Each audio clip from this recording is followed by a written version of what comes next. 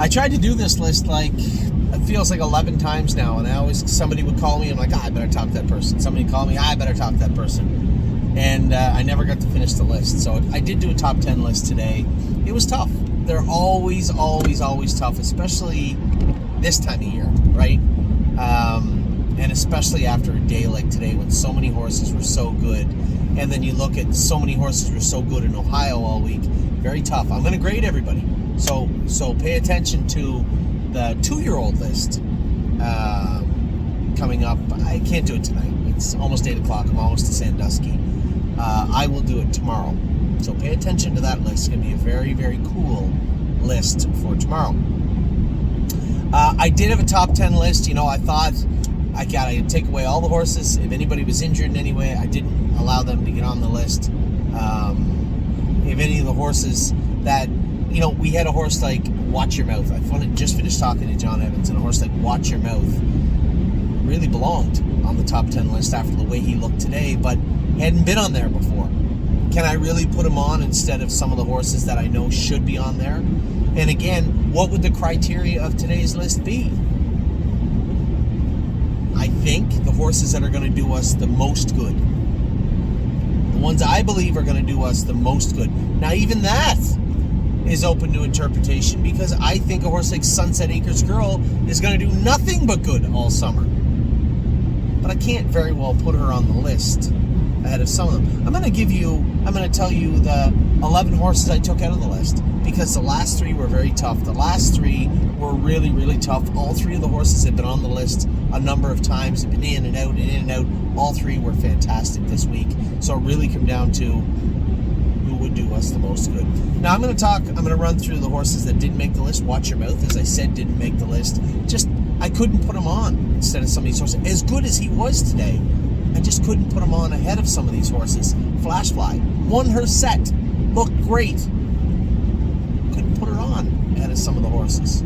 Drebin, I think, is one of our better horses. If he stays sound, and from here on in over the next month, we can put the work into him. His legs hold up, his knees hold up, he stays strong, he stays smart, he does his work.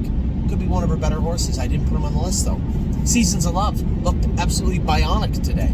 2-8 last half in a minute. Couldn't ask her to do any more. It would be impossible to ask her to do any more. Didn't make the list. Lonely Lakewood has spent lots of time on the top of the list. On the top of the list. I just felt that there was a couple more that belonged on there today, overall, ahead of him. But I was very happy with what I saw from Lonely Lakewood today. Sedona Hill, I believe, is going to be our representative in the next generation. I really believe that, as of right now tonight. Not on the top 10. How can that be? Not on the top 10 list. Memory and Imagination, I think, is going to be a killer and do us nothing but good this summer. But again, top 10 is top 10. I could not put him on the list. Sweeney, Prince Charmer, both these horses are gaining momentum.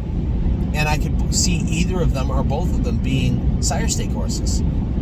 But I can't put them on the list ahead of some of the ones I'm on here. Born to Dance. We'll either have Born to Dance in the next generation, or we'll look to sell that spot. And I can't say we wouldn't. 2 minutes the other day, won the schooler, last quarter 28 apiece, last half 59. Can't ask him to do much more than that.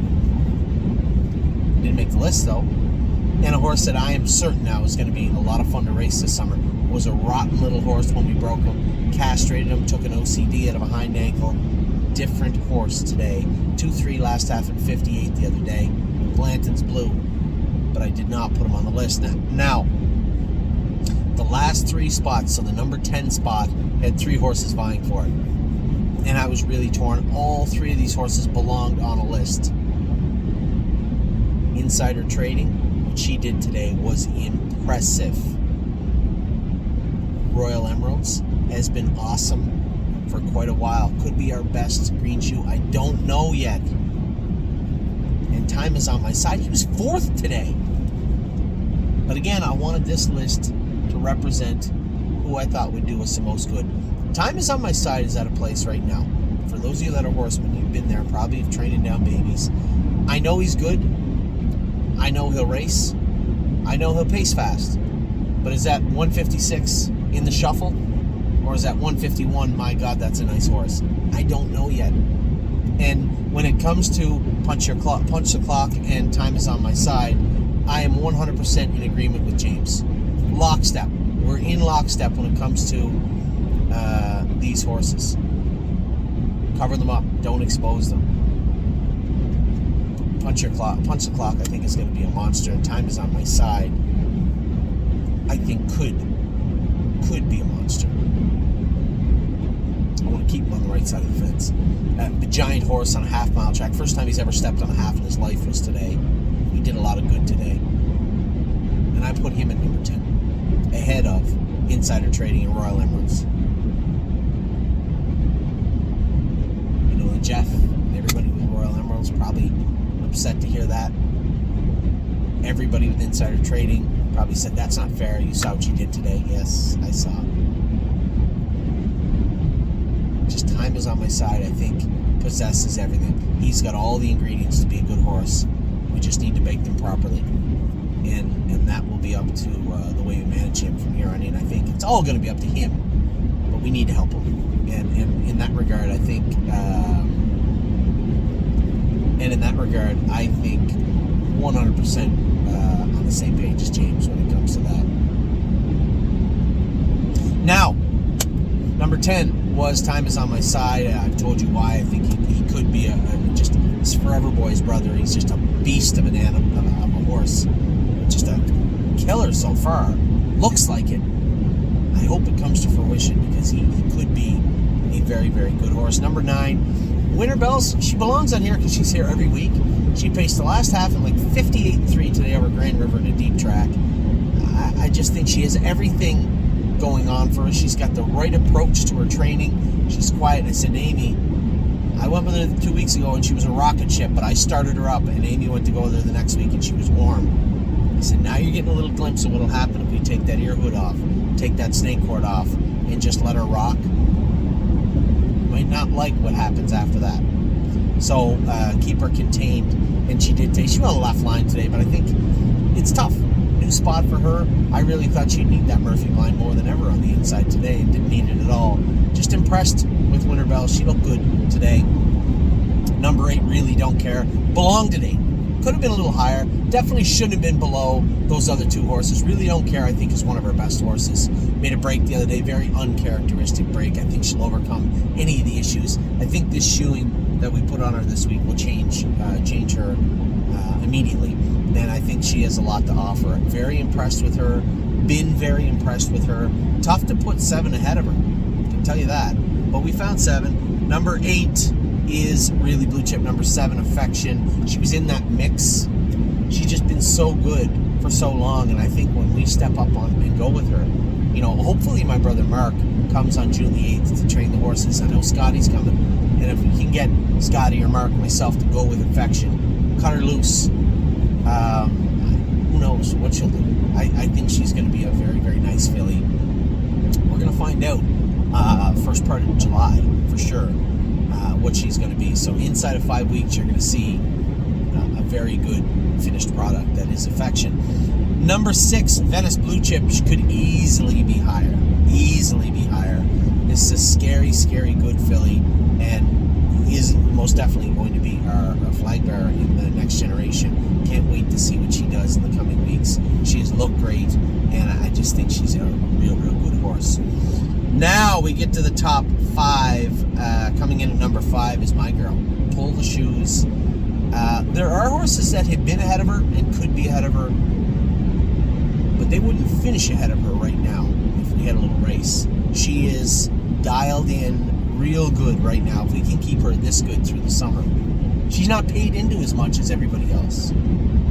She's a good filly, and I can't wait to see this filly work this summer. She's just turned into a fierce competitor and just a very, very nice horse, and I can't wait to see what she's going to do. I love this filly. I love going with her. Can't wait to see what she's going to do in 2023.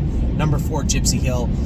Right now is the front runner for that spot for the trotting colts in Ohio in the next generation, but there are some horses that are nipping at his heels, so to speak.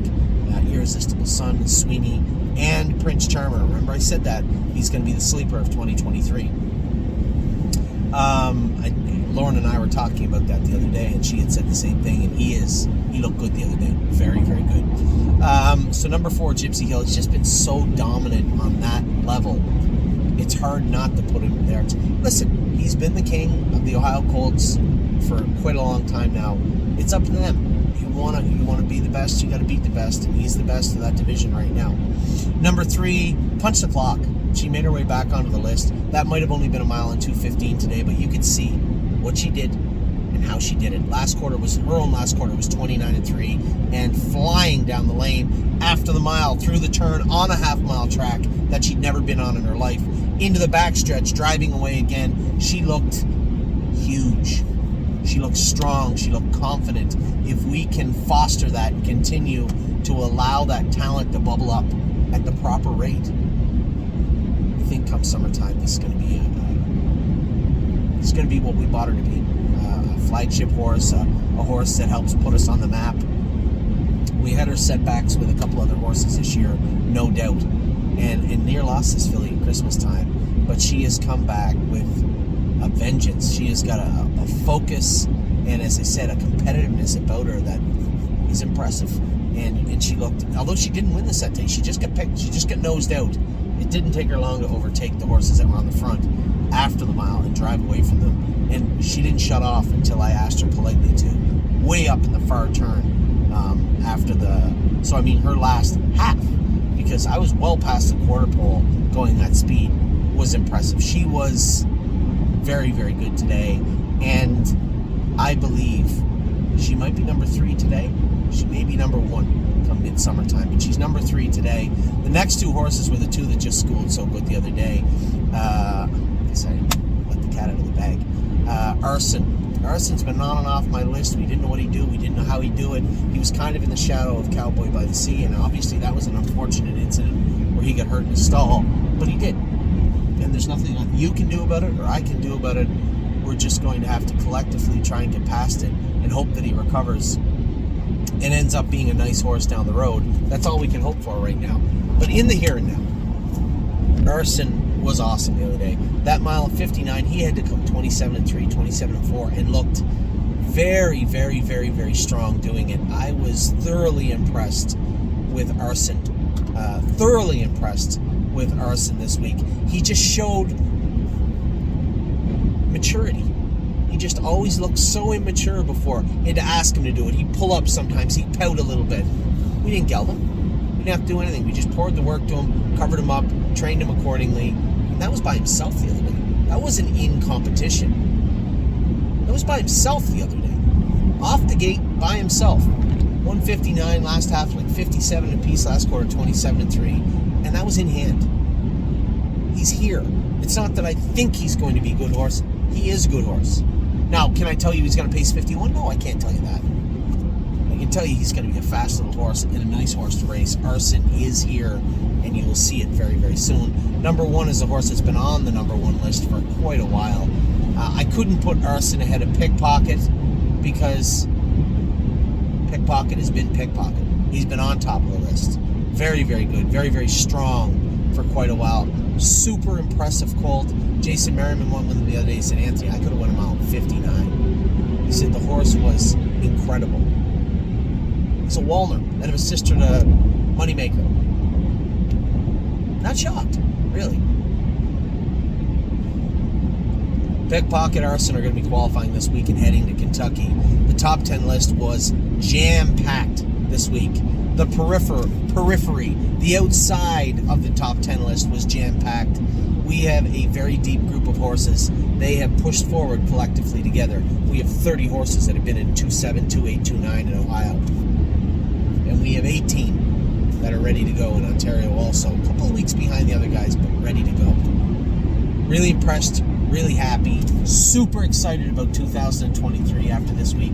I believe we went with 45 or 50 horses, and I can't think of one that was bad. Even ready for landing today. That one little miscue in the first turn, he was throwing his head and fighting that head ball, but awesome afterwards. I can't think of one horse where I'm like, I have to screw around with this horse now and get him. I didn't see one. Not one. An impressive group of horses we head into 2023. That is my top 10 list. I think it's fair and accurate. Can't wait to start going with these horses in the races. You're going to see your first 2 qualify this Thursday in our Snoop Pick Pocket. So with that, I'm going to let you go. Hope you guys had a great weekend. How could you?